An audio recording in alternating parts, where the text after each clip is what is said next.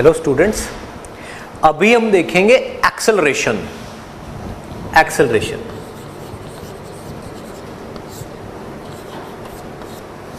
ठीक है। एक्सेलरेशन अभी हमने वेलोसिटी देखी, instantaneous velocity, average velocity, speed, instantaneous speed, displacement, ये सब चीजें देखी। अब एक्सेलरेशन देखते हैं। देखो एक्सेलरेशन क्या है?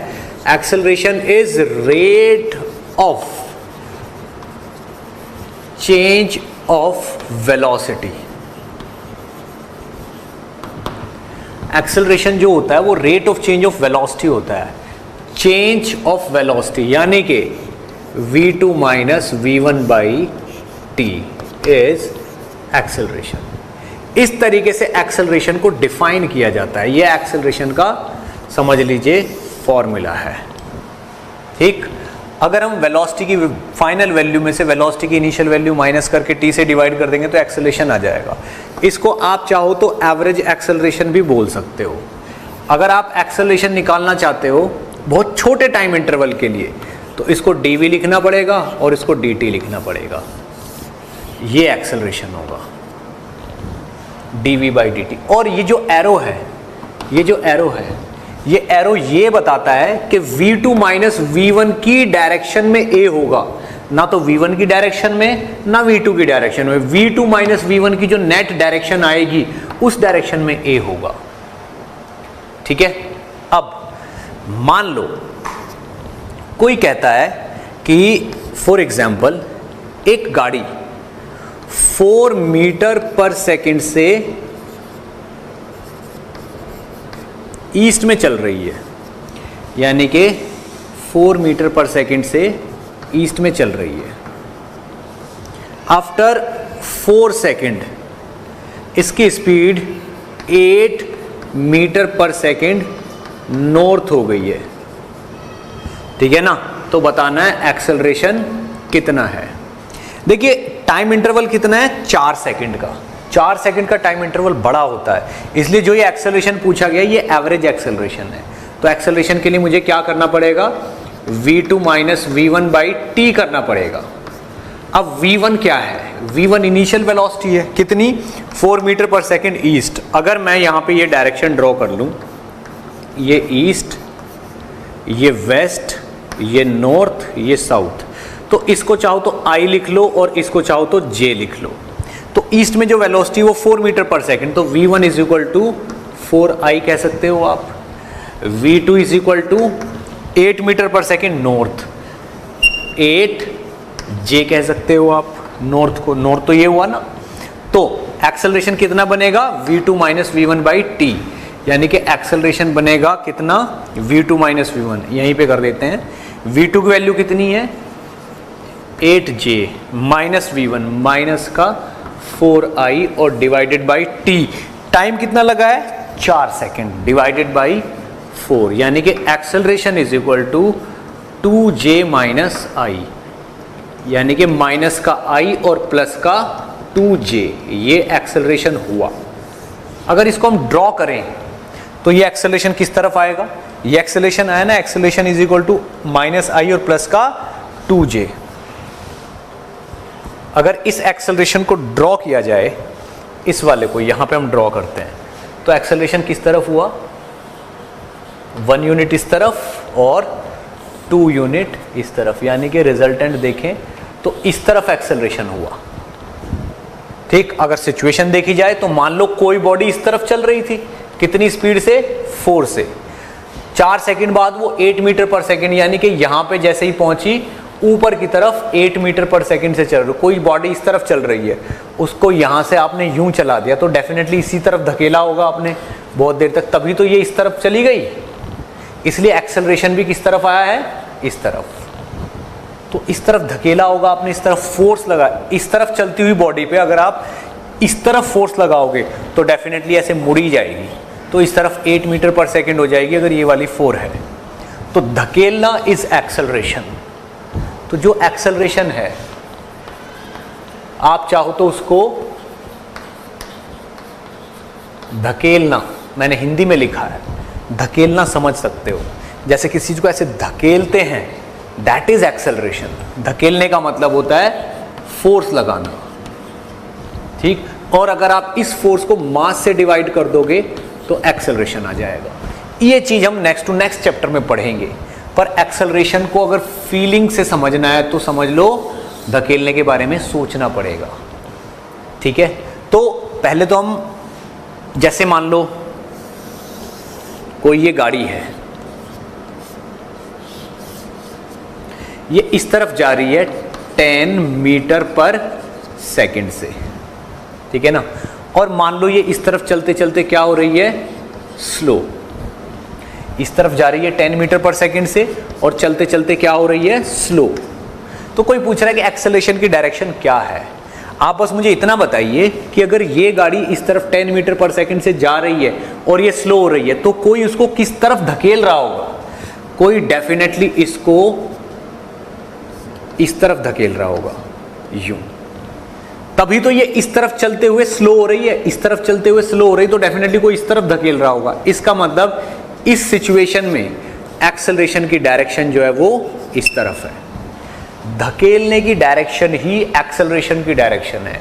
दूसरा केस देखो, मान लो ये कोई गाड़ी है, ऐसे इस तरफ चल रही है और चलते चलते फास्ट हो रही है। अगर इस तरफ चल रही है और चलते चलते फास्ट हो रही है तो कोई किस तरफ धकेल रहा होगा, डेफिनेटली इस तरफ धकेल रहा होगा, यूं। इसका मतलब इसका एक्सेलरेशन इस तरफ है। तो अगर कोई भी सिचुएशन आपको मिलती है और आपको उसमें ये फाइंड आउट करना है कि इसका एक्सेलरेशन किस तरफ है, तो बस आप ये देख लीजिए कि वो एक्शन परफॉर्म करने के लिए उस बॉडी को किस तरफ धकेलना पड़ेगा। जिस तरफ भी धकेलना पड़ेगा समझ लो वही एक्सेलरेशन की डायरेक्शन है। ठीक है, इसको नोट करिए अच्छे से। अभी हम थोड़ा सा फिर और आगे बढ़ेंगे।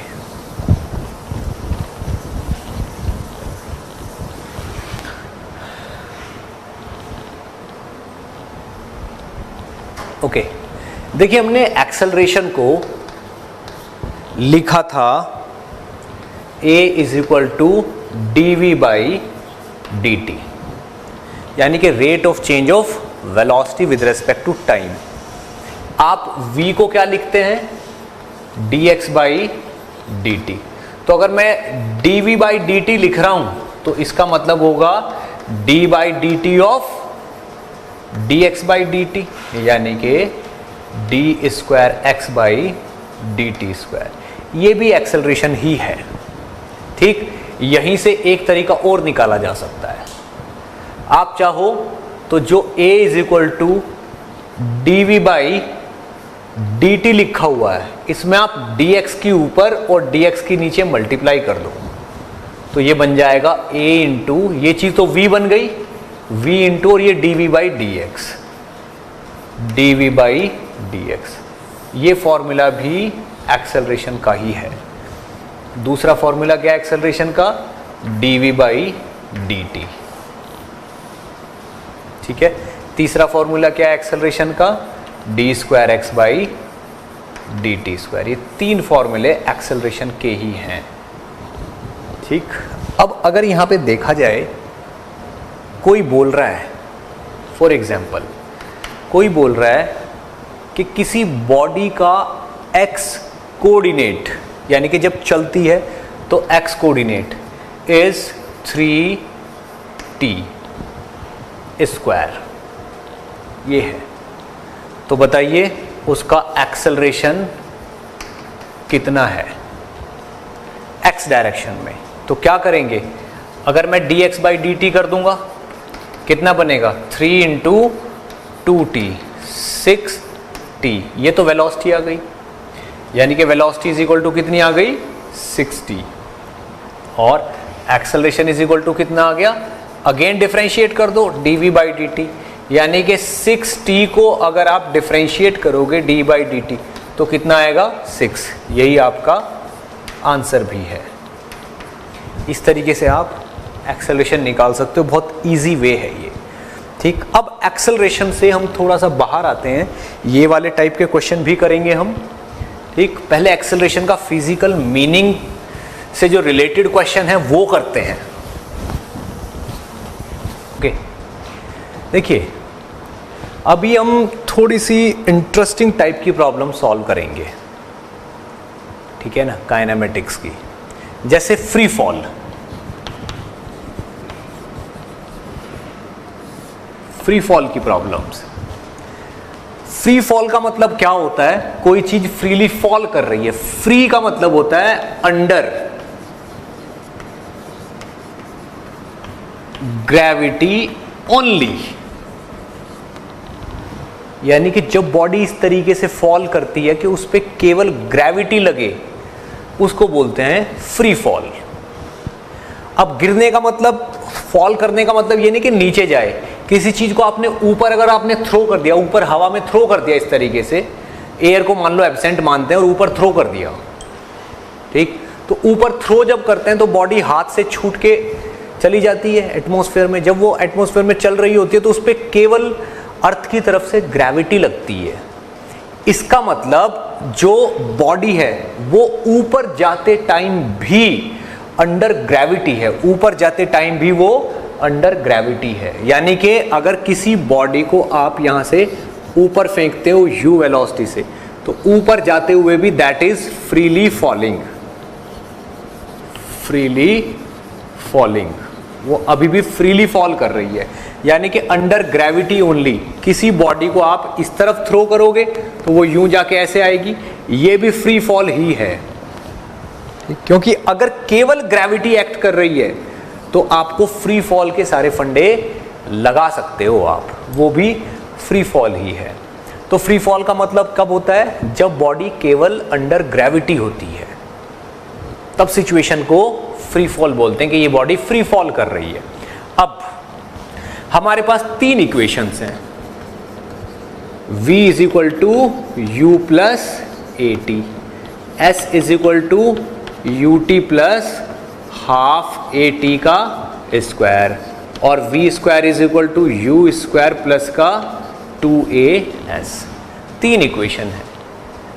मोशन की प्रॉब्लम्स को सॉल्व करने के लिए, जो मोशन की प्रॉब्लम्स हैं उनको सॉल्व करने के लिए अभी तक फिजिक्स में इतना ही डेवलपमेंट हो पाया है कि ये तीन इक्वेशन हमारे पास हैं। इनके अलावा फोर्थ इक्वेशन अभी तक किसी ने दी नहीं है, और तीनों इक्वेशन न्यूटन की दी हुई हैं। इनसे आगे अभी तक फिजिक्स बढ़ी नहीं है। हम जितनी भी मोशन की प्रॉब्लम्स को आज तक सॉल्व कर रहे हैं वो केवल इन तीन इक्वेशंस की हेल्प से ही कर रहे हैं। और इन तीन इक्वेशंस के साथ कंस्ट्रेंट और भी है कि ये केवल तभी लगती हैं जब स्ट्रेट लाइन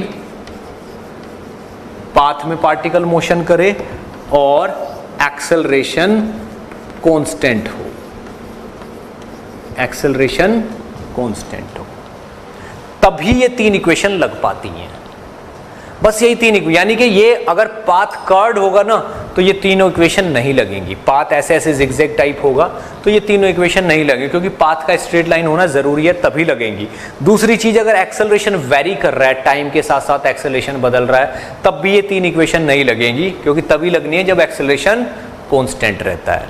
तो जो फ्री फॉल होता है, in case of free fall केवल एक ही तो एक्सेलरेशन लगता है g, जो कि कांस्टेंट होता है, ठीक। और बॉडी को अगर हम बिल्कुल ऊपर फेंकते हैं तो बॉडी उसी पाथ से वापस भी आ जाती है, तो पाथ भी स्ट्रेट लाइन होता है। तो फ्री फॉल में हम ये तीनों इक्वेशन लगा पाते हैं, अगर बिल्कुल सीधा फेंकते हैं और फिर वापस आते हैं, या ऊपर से ड्रॉप करते हैं या सीधा फेंकते हैं, तो उस टाइप के केसेस जिसमें पाथ स्ट्रेट लाइन हो जाता है, हम ये तीनों इक्वेशन लगा पाते हैं। तो अभी मैं फ्री फॉल एक्सप्लेन करूंगा, ठीक है। आप देखिए किस तरीके से हो रहा है।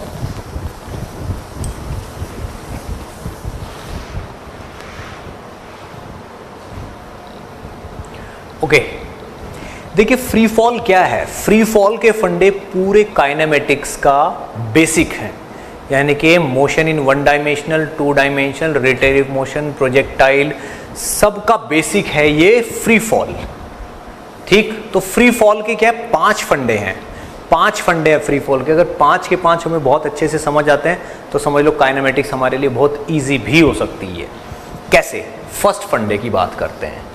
देखो फर्स्ट फंडा क्या कहता है कि अगर आप किसी बॉल को ऊपर फेंकते हो u स्पीड से, तो क्या होता है, बॉल किसी हाइट तक जाती है और फिर इसी पाथ से वापस आ जाती है, जिस पाथ से जाती है इसी से।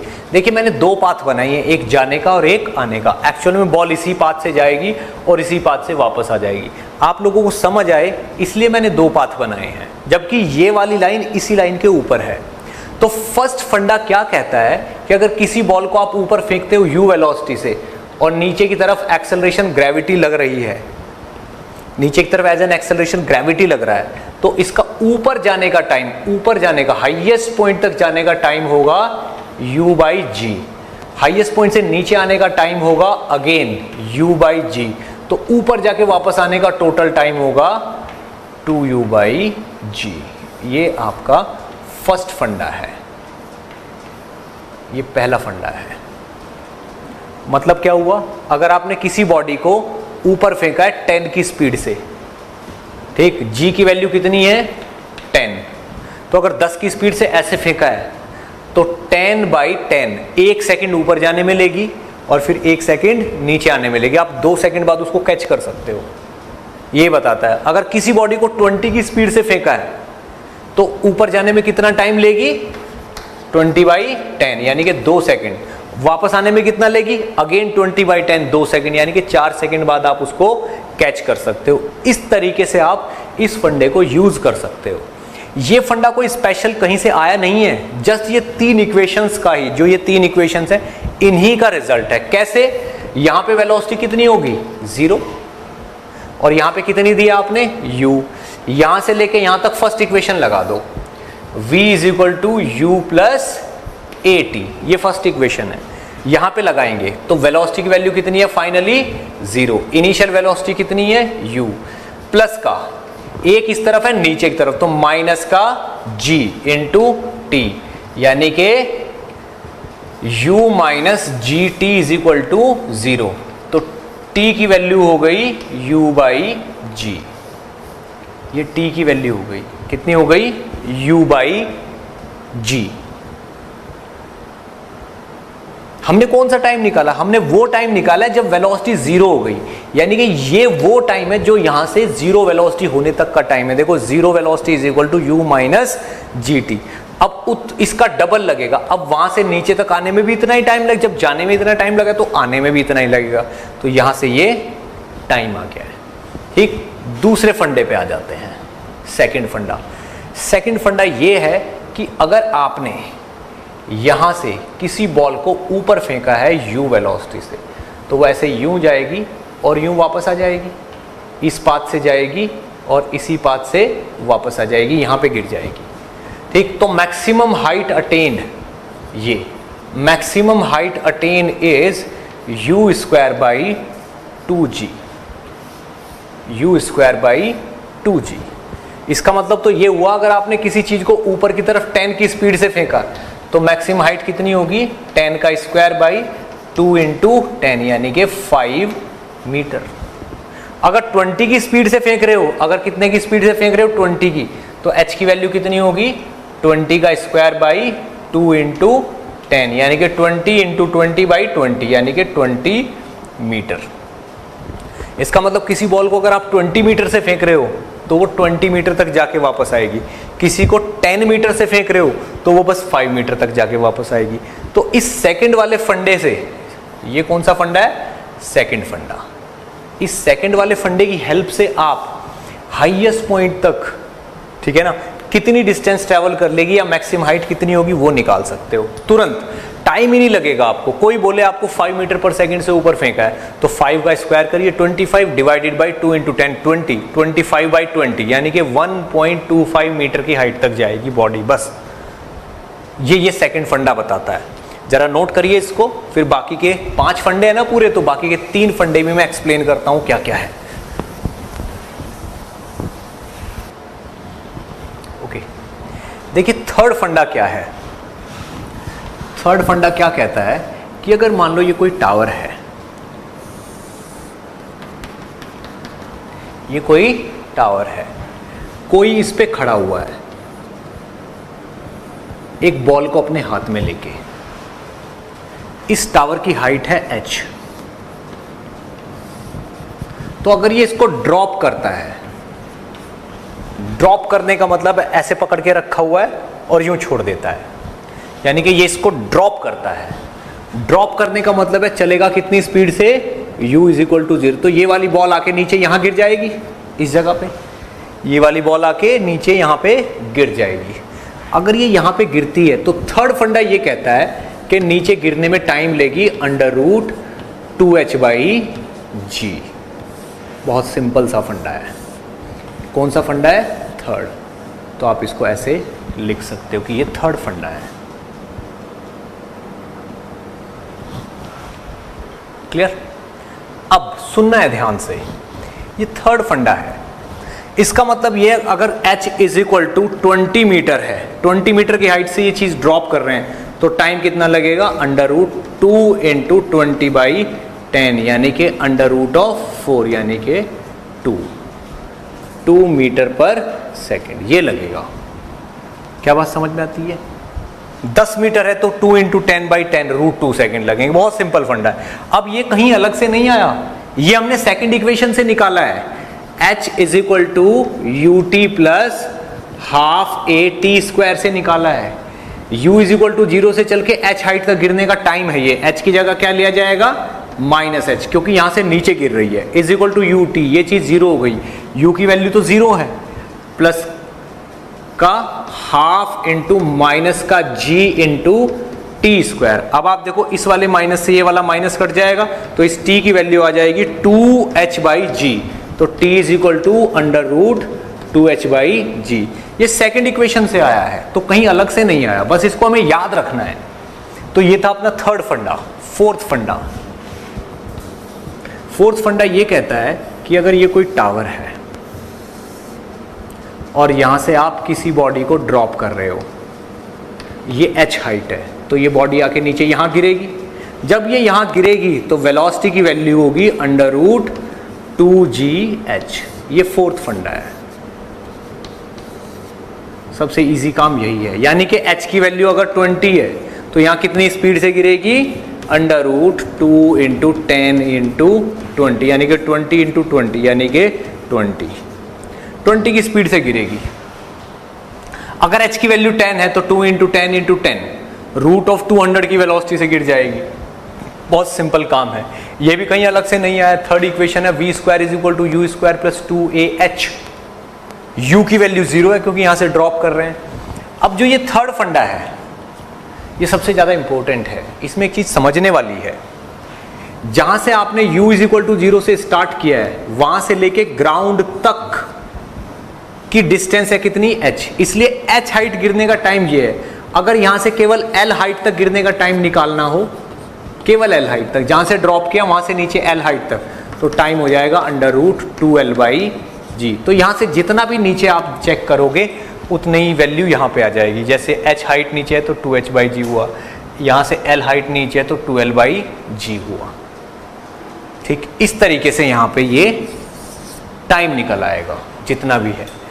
थर्ड हुआ, फोर्थ फंडा हुआ, फिफ्थ फंडा मैं अभी एक्सप्लेन करूंगा, पहले इनको नोट करिए आप।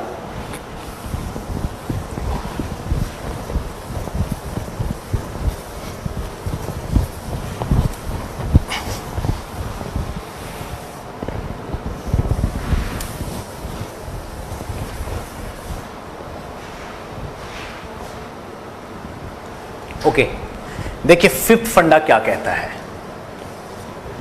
फिफ्थ फंडा ये कहता है, फिफ्थ फंडे में कोई फॉर्मूला नहीं है, बस समझना है। फिफ्थ फंडा ये कहता है कि अगर किसी बॉडी को आपने ऊपर थ्रो किया है u वेलोसिटी से, तो वो यूं जाके ऐसे जाके वापस आ जाएगी यहीं पे। ये उसका जाने वाला रास्ता और ये आने वाला रास्ता। फिफ्थ फंडा ये कहता है कि अगर यहां से ये u वेलोसिटी से ऊपर चल रही है और किसी जगह पे आपने ऐसे लाइन ड्रॉ कर दी, तो इसकी वेलोसिटी यहां पे मान लीजिए कितनी हो गई है, u1। u1 की वैल्यू, जो वेलोसिटी यहां पे होगी, ये वाली वेलोसिटी डेफिनेटली इससे तो कम ही होगी, क्योंकि ऊपर जाते जाते ग्रेविटी लग रही है नीचे, तो ये स्लो होती जाएगी, तो u1 और कम होगी। तो फिफ्थ फंडा ये कहता है कि ये वाली बॉडी जब घूम फिर के वापस इसी पॉइंट पे आएगी, इसी पॉइंट पे आएगी और नीचे चलेगी, तो इसकी स्पीड नीचे की तरफ u1 ही होगी। ठीक। और अगर यहां से लेके यहां तक जाने में इसको t1 टाइम लगा है, तो जब ये घूम फिर के वापस इसी पॉइंट पे आएगी, यहां से ग्राउंड तक आने में इसको वापस से t1 टाइम ही लगेगा, ठीक। अब मान लो यहां पे एक लाइन और ड्रॉ की मैंने, यहां पे u1 स्पीड है, यहां पहुंचते पहुंचते इसकी स्पीड कितनी हो गई है u2। तो जब ये ऊपर जाके नीचे इसी पॉइंट पे आएगी तो डाउनवर्ड डायरेक्शन में इसकी स्पीड कितनी होगी u2। स्पीड वही की वही रहेगी, बस डायरेक्शन बदल जाएगी। और अगर यहां से यहां तक इसको t2 टाइम लगा है, तो यहां से लेके नीचे आने में भी इसको t2 टाइम ही लगेगा। तो फिफ्थ फंडा ये कहता है कि जो जो इवेंट्स जाते हुए होती हैं जिस जिस जगह पे, वही वही इवेंट्स आते हुए भी होती हैं उसी उसी जगह पे, पर अपोजिट डायरेक्शन में। इसका मतलब ये है अगर इस पॉइंट से हाईएस्ट पॉइंट तक 1 सेकंड लगा है, तो हाईएस्ट पॉइंट से यहां तक भी 1 सेकंड ही लगेगा, ये कहता है। तो हाईएस्ट पॉइंट से पहले और हाईएस्ट पॉइंट के बाद की हिस्ट्री सेम रहती है, ये आपका फिफ्थ फंडा कहता है। फिफ्थ फंडा यहां पे ये बताता है, ठीक है। नोट करिए, फिर 2-3 एग्जाम्पल करने हैं मुझे इस पे बेस्ड।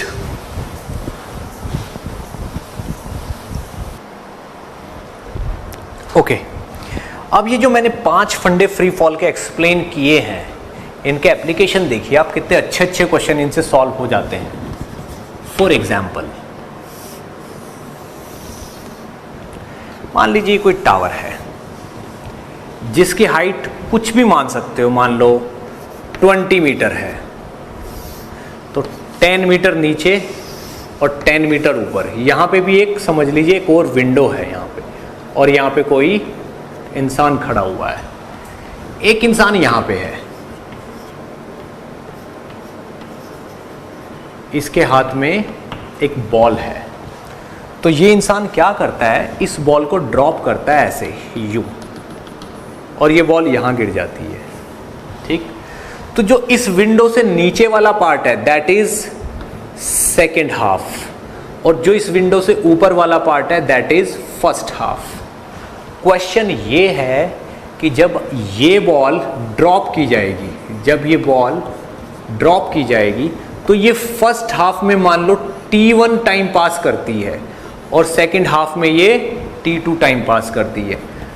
तो रेशो बताना है t1 बाई t2 का क्या होगा, यानी कि पहले हाफ में जितना टाइम इसने पास किया है और दूसरे हाफ में जितना टाइम पास किया है, उन टाइम्स का रेशो बताना है क्या होगा, ठीक। यानी कि पहले 10 मीटर ट्रेवल करने में लिया गया टाइम और नेक्स्ट वाले 10 मीटर ट्रेवल करने में लिया गया टाइम कितना होगा वो बताना है, ठीक। आप इसको ट्राई कर सकते हैं। ओके, देखिए करना कैसे है, मैं भी एक्सप्लेन करता हूं।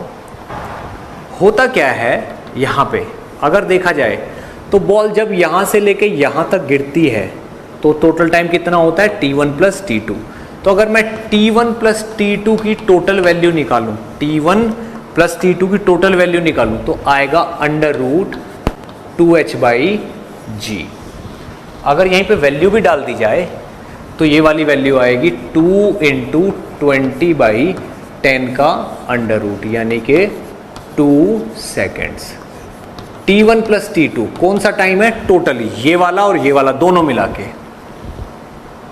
अब केवल t1 निकालो, t1 कितना है, ओनली t1 आएगा √2 × t1 तो यहां से यहां तक का टाइम है, और ये वाली हाइट तो h/2 है, ये भी h/2 है, तो 2 × h/2 डिवाइडेड बाई g, इससे ये कैंसिल, तो √h/g यानी कि √10/20/10, यानी कि t1 की वैल्यू होगी √2। अगर t1 की वैल्यू, t1 प्लस t2 तो 2 सेकेंड है, t1 कितना है √2 सेकेंड, तो t2 की वैल्यू क्या होगी, t1 plus t2 is equal to 2 minus √2 second, 2 minus √2 second, तो t1 बाई t2 क्या हो गया, अब फाइंड आउट करिए। t1 by t2 is equal to क्या हो जाएगा, t1 कितना आ रहा है हमारा √2 डिवाइडेड बाई t2 कितना आ रहा है 2 माइनस √2, ये आंसर है। √2/2 माइनस √2। अगर मैं √2 को अप्रोक्सीमेटली 1.4 ले लूँ तो ये तो आएगा 1.4 डिवाइडेड बाई 2 माइनस 1.4 यानी कि 0.6, यानी कि 2 सेकंड में से 1.4 सेकंड तो यहां पास हो रहे हैं अप्रोक्सीमेटली और 0.6 सेकंड यहां पास हो रहे हैं, यानी कि पहले हाफ में तो ये बहुत ज्यादा टाइम लगाता है 1.4 सेकंड और दूसरे हाफ में केवल 0.6 सेकंड लगाता है, बहुत ही कम टाइम। ऐसा क्यों हो रहा है? ऐसा इसलिए हो रहा है क्योंकि यहां से यहां तक चलते हुए बॉल की स्पीड कम है, इसलिए इतनी डिस्टेंस ज्यादा टाइम में ट्रेवल करेगी। अब यहां से यहां चलते हुए बॉल की ओवरऑल स्पीड ज्यादा है, इसलिए ये वाली डिस्टेंस बहुत जल्दी निकल जाएगी, इसलिए यहां से लेके यहां तक का टाइम कम होगा और यहां से लेके यहां तक का टाइम ज्यादा होगा। ठीक, इसलिए आंसर आएगा 1.4/0.6। अगर इसको और डिटेल में किया जाए यहाँ पे तो √2 हम इस आर्बिट्रेरी वैल्यू से भी कर सकते हैं। ये वाली वैल्यू है, अगर यहाँ से T1 प्लस T2 की वैल्यू देखी जाए तो ये आएगी और T1 की वैल्यु ये आएगी। अगर यहाँ से T2 निकाला जाए, सिंबॉलिक फॉर्म में T2 निकाला जाए तो T1 plus T2 minus T1 हो जाएगा, यानी कि √2h/g माइनस √h/g, ये T2 हो गया और T1 कितना हो गया √h/g। T1 तो कितना है हमारा √h/g है ना, और T1 प्लस T2 कितना है √2h/g। तो T2 की वैल्यू क्या हो गई T1 plus T2 minus T1, T1 plus T2 minus T1 is T2, इन दोनों को डिवाइड करना। तो अगर मैं T1/T2 करूंगा यहाँ पे तो √h/g डिवाइडेड बाई क्या करूंगा √2h/g माइनस √h/g। ठीक है, तो T1 कितना हो जाएगा h/g divided by √2h minus 1, तो ये चीज हो जाएगी 1 डिवाइडेड बाई √2 माइनस 1। ये आंसर और ये आंसर एक ही है, ये वाली चीज और ये वाली चीज एक ही है। एक्चुअल में इसमें क्या करेंगे, अगर मैं √2 कॉमन ले लूँ ऊपर से तो नीचे, ऊपर तो √2 आएगा और नीचे अगर √2 कॉमन ले लिया जाए तो यहाँ पे क्या बचेगा √2 माइनस 1, ये बचेगा। ये वाली चीज भी 1/√2 माइनस 1 ही आ जाएगी। तो 1.4/0.6 एक्चुअल में यही है, यही रेशो है, बिल्कुल यही वाला, यानी कि 1/0.4 बचेगा। ये अप्रोक्सीमेट 1/0.4 वही रेशो है अप्रोक्सीमेटली जो 1.4/6 का है ऑलमोस्ट। तो ये आंसर है यहाँ पे और यहाँ पे भी यही आंसर है। क्लियर, इसको नोट करिए अच्छे से, फिर हम थोड़ा सा और आगे बढ़ते हैं, एक क्वेश्चन और करेंगे हम।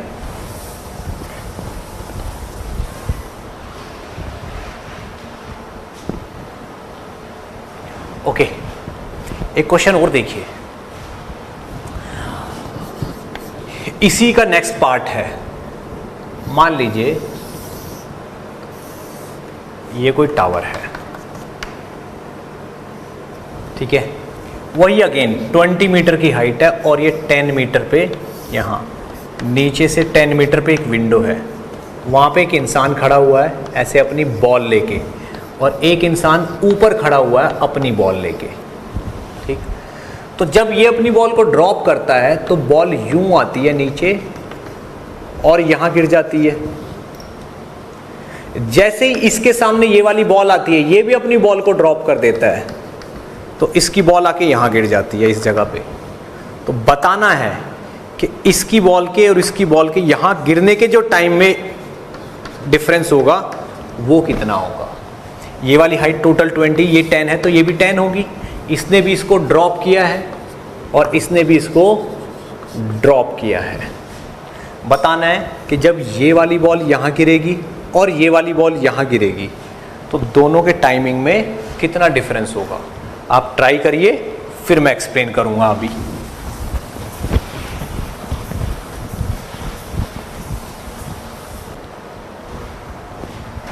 ओके, चलिए इस सिचुएशन को देखना है बहुत ध्यान से। क्या है ये, इसने अपनी बॉल ड्रॉप की, ये बॉल नीचे आ रही है, ये बॉल जैसे ही इसके सामने आती है ये भी अपनी बॉल को ड्रॉप कर देता है। ये ऊपर से गिरा रहा है बॉल को, ये भी अपनी बॉल को ड्रॉप कर देता है। तो यहां पे इस जगह पे गिरने में जो टाइम का डिफरेंस है वो फाइंड आउट करना है। ठीक है, अब आप सोचिए कि यहां पे कोई और भी खड़ा हुआ है, मान लो ऐसे हाथ में स्टॉप वॉच लेके खड़ा हुआ है, मान लो कोई ऐसे स्टॉप वॉच लेके खड़ा हुआ है। जब ये वाली बॉल यहां गिरती आती है तब ये अपनी स्टॉप वॉच को ऑन कर देता है। तो जब ये अपनी स्टॉप वॉच को ऑन कर देता है, इसकी स्टॉप वॉच t=0 पे ऑन हुई है, तो ये वाली बॉल पहले गिर जाएगी जाके, क्योंकि ये तो बहुत ज़्यादा स्पीड से आ रही है। इसने अभी अपनी जर्नी स्टार्ट की है, ये थोड़ा बाद में गिरेगी। तो ये वाली जो पहली बॉल है और ये जो दूसरी बॉल है, पहली बॉल मान लो t1 टाइम पे गिरती है, t=0 पे इसने अपनी स्टॉप वॉच स्टार्ट की है, तो t1 पे पहली बॉल गिर जाती है, और जैसे ही दूसरी बॉल गिरती है टाइम कितना हो चुका होता है, t2। तो आपको ये वाला टाइम इंटरवल बताना है कितना है, यानी कि स्टॉप वॉच ऑन होने के t1 टाइम के बाद पहली बॉल गिर जाती है। ठीक है, और स्टॉप वॉच ऑन होने के कुछ टाइम t2 के बाद, ये जो t2 है इसके बाद दूसरी बॉल गिर जाती है। तो दोनों के बीच का टाइम बताना है ये वाला। ठीक, देखिए ट्राई करते हैं। आप ये देखो, अगर ये बॉल यहां से लेके यहां तक गिरनी है तो टोटल टाइम कितना लगेगा, √2h/g। ठीक, लेकिन यहां से यहां तक कुछ टाइम कंज्यूम हो चुका होगा, t dash √2 × h/2 divided by g, यानी कि t डैश कितना है, √h/g। ठीक है, तो देखा जाए तो इस बॉल के बाद यहां से ड्रॉप होने के बाद जब ये यहां पहुंचे उसके बाद कितना टाइम बचा है, t - t डैश, यानी कि √2h/g माइनस √h/g। इतना टाइम इस बॉल के पास बचा है, उसके बाद ये यहां गिर जाएगी। तो यही तो आपका t1 टाइम है। तो t1 की वैल्यू कितनी हुई, √2h/g माइनस √h/g। ये एक इक्वेशन हो गई।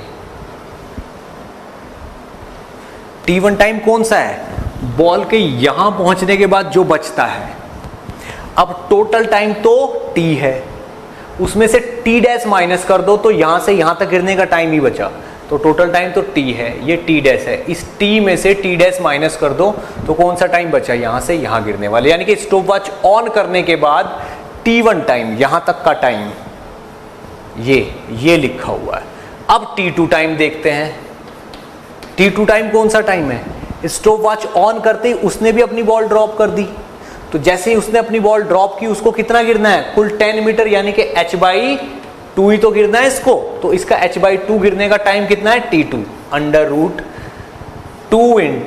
× h/2 डिवाइडेड बाई g, यानी कि √h/g।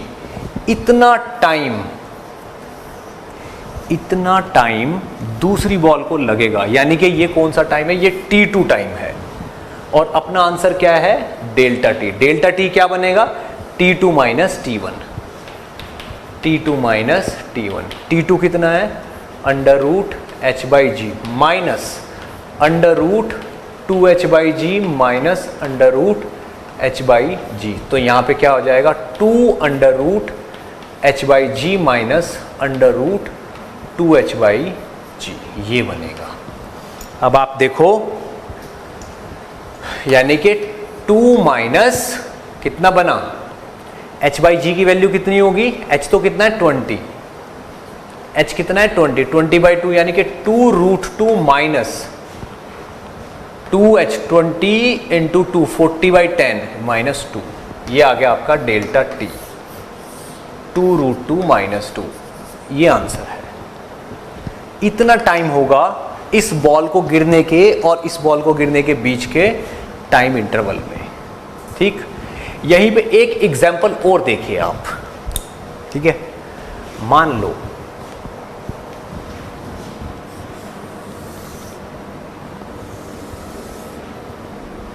यहां पे एक इंसान खड़ा हुआ है, उसके हाथ में एक बॉल है जिसको ये ड्रॉप करता है। कितनी हाइट है ये, अगेन 20 मीटर। कितनी हाइट है ये, 20 मीटर। अगर इससे पूछा जाए कि यहां से यहां गिरने का टाइम कितना है, तो ये आंसर देगा √2 इंटू 20/10 यानी कि 2 सेकेंड। 2 सेकेंड में ये वाली बॉल यहां गिर जाएगी। ठीक, 2 सेकेंड में ये वाली बॉल यहां गिर जाएगी। ठीक, अब क्वेश्चन ये है कि जब ये वाली बॉल यहां गिरेगी, जैसे ही उसने ड्रॉप किया है, ठीक, कोई यहां से, मान लो कोई यहां से एक बॉल ऊपर की तरफ थ्रो करता है अगेन 20 मीटर पर सेकेंड से, वो तो ड्रॉप करता है, ये 20 मीटर पर सेकेंड से थ्रो कर देता है। तो बताना है किस जगह कॉलिजन होगी और कितने टाइम के बाद, किस जगह कॉलिजन होगी और कितने टाइम के बाद। तो मान लेते हैं यहां से x डिस्टेंस पे कॉलिजन हो रही है, यहां से x डिस्टेंस पे कॉलिजन हो रही है, तो ये वाली डिस्टेंस कितनी बची, 20 - x। ठीक, अब ये वाला जो x होगा, क्या पूछा है, कितने टाइम के बाद कॉलिजन हो जाएगी। ये वाला x क्या होगा, x होगा ½ into a into T square, क्योंकि u तो 0 है, यानी कि ½ इंटू 5 इंटू टी का स्क्वायर। और ये 20 - x क्या होगा, 20 - x होगा कितना, यहां से यहां तक की डिस्टेंस ut -½ gt स्क्वायर, यानी कि 20 into T minus ½ into g into T का स्क्वायर। अब आप ये देखिए, अगर मैं ये x की वैल्यू यहां पुट कर दूं तो 20 - x की वैल्यू कितनी है, ½ gt स्क्वायर, यानी कि ½ इंटू 10 इंटू टी का square is equal to 20 t minus ½ into 10 into T का स्क्वायर। आप ½ इंटू 10 टी के स्क्वायर से कट कर दीजिए, यहाँ से क्या आ गया, 20 t इज इक्वल टू 20, यानी कि t की वैल्यू आ गई 1, यानी कि 1 सेकेंड के बाद कॉलिजन हो जाएगी। अब अगर ये पूछ रहा है कितनी हाइट पे होगी, कितनी हाइट पे होगी, तो ये हाइट निकाली जा सकती है इससे, अगर x पता चल जाए तो x कितना होगा, ½ इंटू 10 इंटू 1 का स्क्वायर, यानी कि 5 मीटर। तो ये बची हुई हाइट कितनी हो गई, 15 मीटर। तो कहाँ पे होगी, ग्राउंड से 15 मीटर पे। तो ग्राउंड से 15 मीटर पे कॉलिजन होगी और 1 सेकेंड के बाद होगी। ठीक, नोट करिए जल्दी से।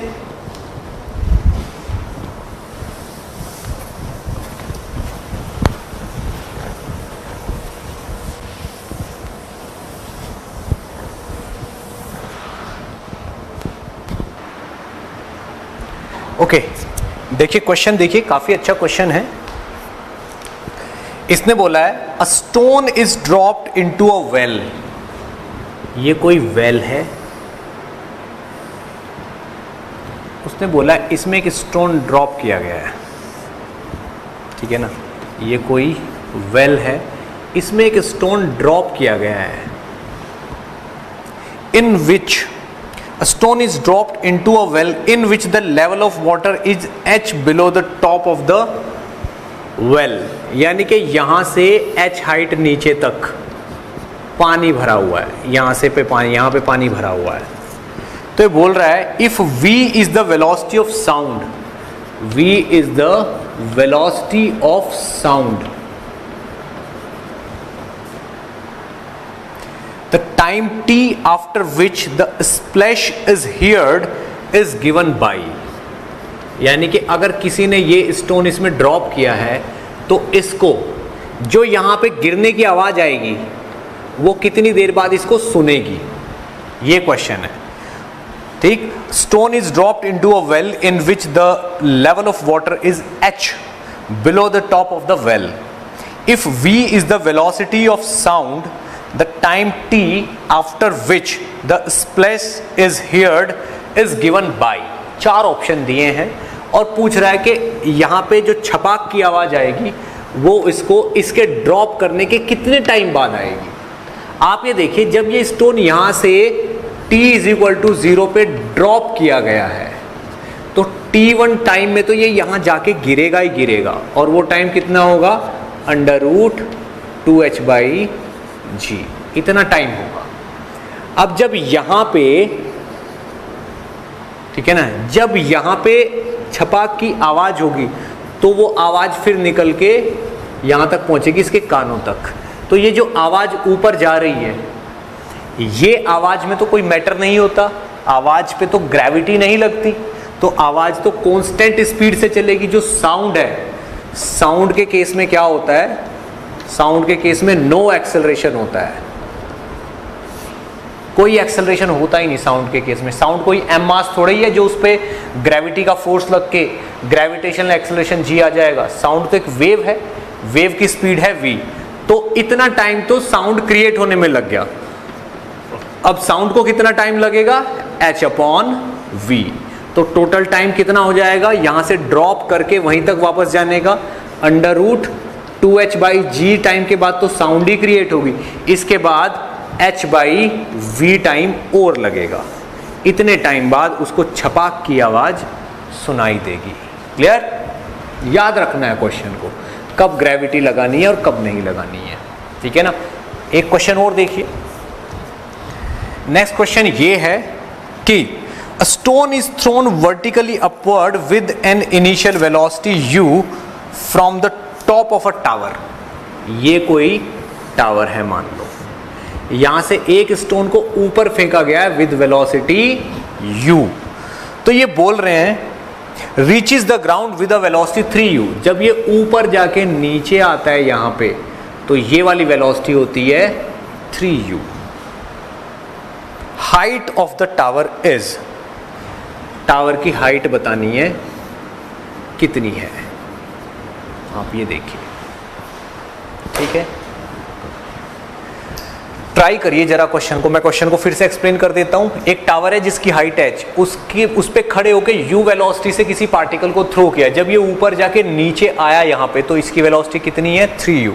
यहां कितनी वेलोसिटी से टकराया ये 3u से, ये तो बताना है कि टावर की हाइट कितनी है, ये वाली हाइट कितनी है टावर की। ट्राई करिए, फिर मैं एक्सप्लेन करूंगा।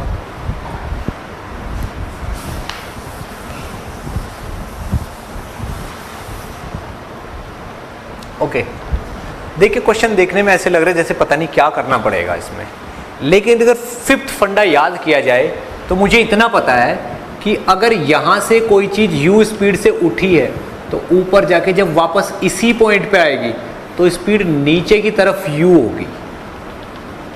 नीचे की तरफ कितनी होगी u। तो अगर मैं यहां से लेके यहां तक थर्ड इक्वेशन लगाऊं, यानी कि v² = u² प्लस 2as, तो शायद s की वैल्यू निकल आए। अब मैं यहां से लेके यहां तक लगा रहा हूं इक्वेशन, तो ये तो 3u का स्क्वायर हो गया, is equal to initial velocity क्या हो गई u का स्क्वायर हो गया, और प्लस का 2 × g × h, ये हो गया। तो ये कितना हो गया 9u² minus u² is equal to 2gh। तो h की वैल्यू हो गई यहाँ से 8u² / 2g, यानी कि h की वैल्यू आ गई 4u² / g। बस इतना क्वेश्चन था, ये इस h की वैल्यू यहाँ के बाद यहाँ से लगाना था, फिफ्थ फंडा। ठीक है, नोट करिए और क्वेश्चन देखते हैं।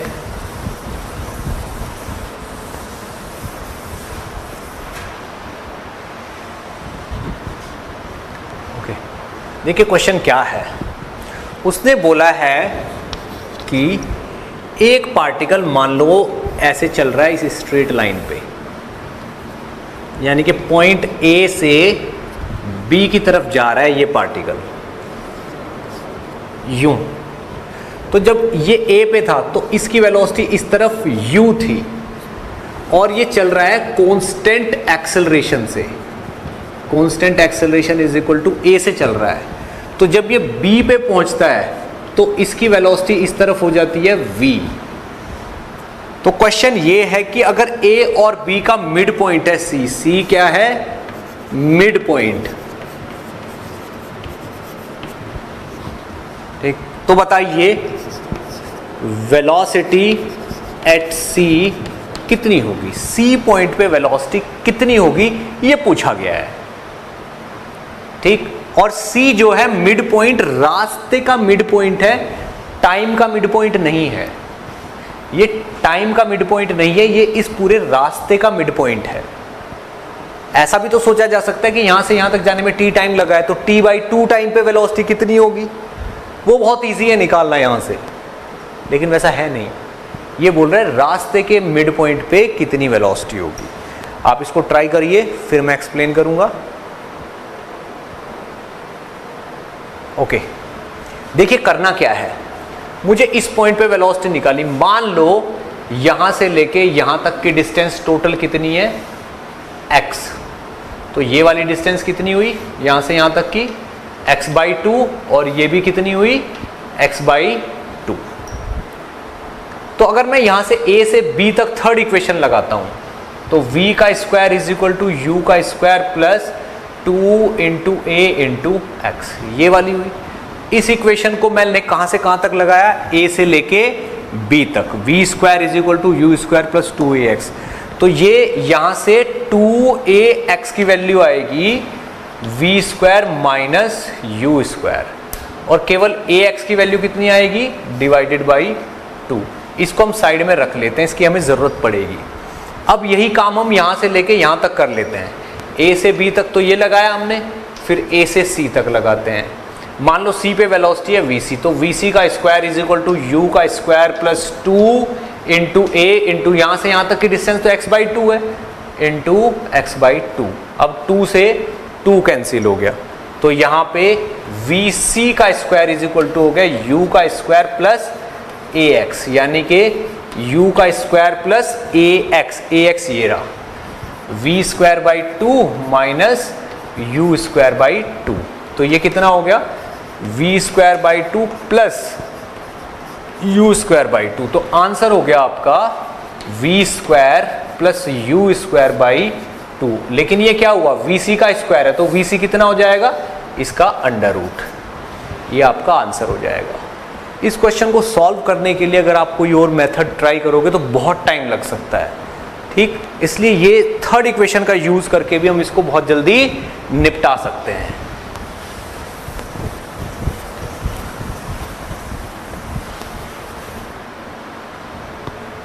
ओके, देखिए क्वेश्चन और देखिए, क्वेश्चन को बहुत ध्यान से सुनना है। क्वेश्चन में क्या बोला गया है कि एक चोर जो है वो चोरी करके भाग रहा है।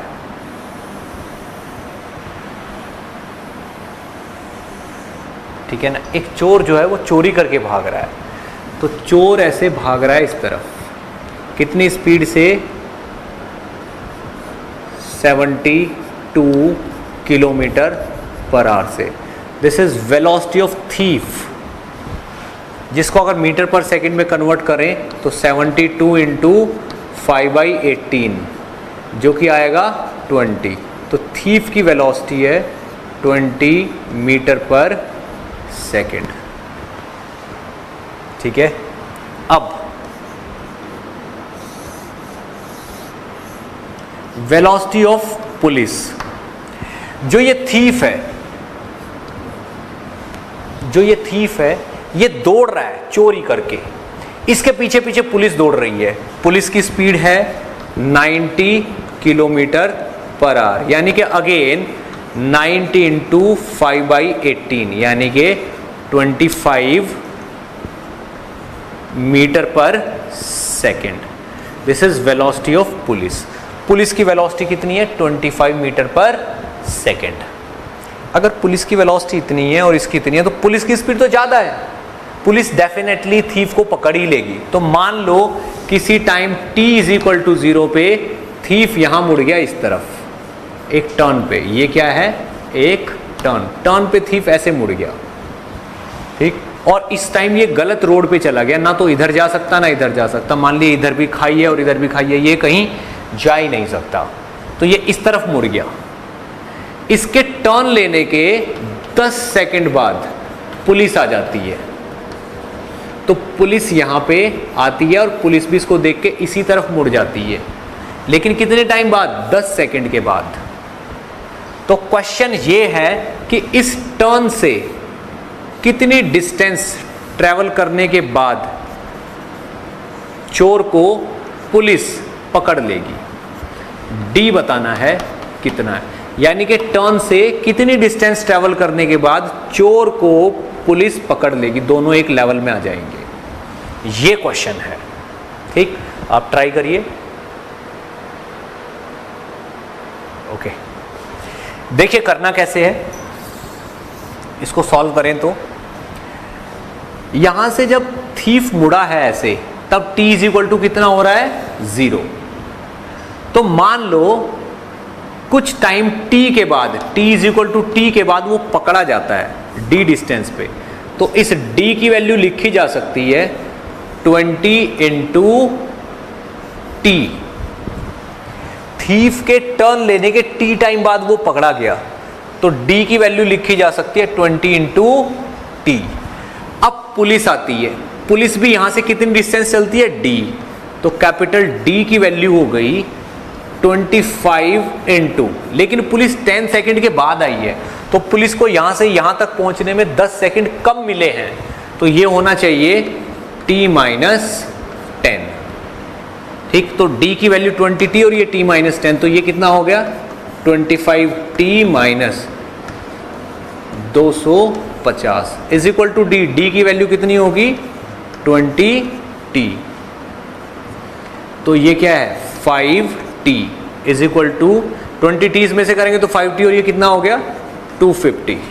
तो यहां से अगर आप देखो तो t की वैल्यू 50 सेकंड आ गई है, यानी कि t is equal to 50 second के बाद चोर को पुलिस पकड़ लेगी। लेकिन 50 नहीं पूछा गया है, पूछा गया d डिस्टेंस कितनी है, तो इसमें वैल्यू रख देंगे, इस वाली इक्वेशन में वैल्यू रख देंगे। तो 20 इंटू 50, 20 इंटू 50 यानी कि 1000 मीटर, यानी कि 1 किलोमीटर, ये आंसर हो जाएगा।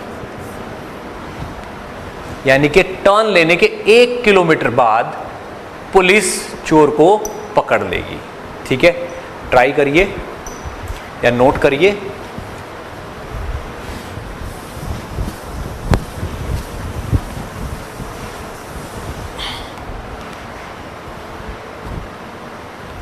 ओके, देखिए क्वेश्चन में क्या है। इसने बोला है कि मान लीजिए कोई एक किडनैपर है, एक किडनैपर ने एक छोटे से बच्चे को किडनैप कर लिया है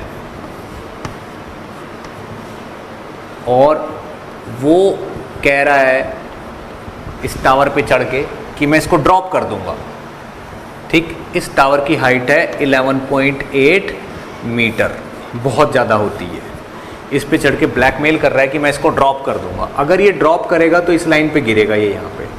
अब यहाँ पे एक हेल्दी यंग मैन खड़ा हुआ है,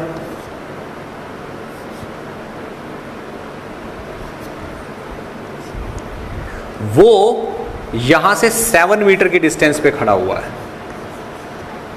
ठीक, तो जैसे ही वो उसको t इज इक्वल टू 0 पे, t इज इक्वल टू 0 पे ड्रॉप करता है, तो क्वेश्चन ये है कि इसको कितनी वेलोसिटी से दौड़ना चाहिए टू सेव द चाइल्ड, इस बच्चे को बचाने के लिए, टू सेव द चाइल्ड, इसको कितनी स्पीड से दौड़ना चाहिए।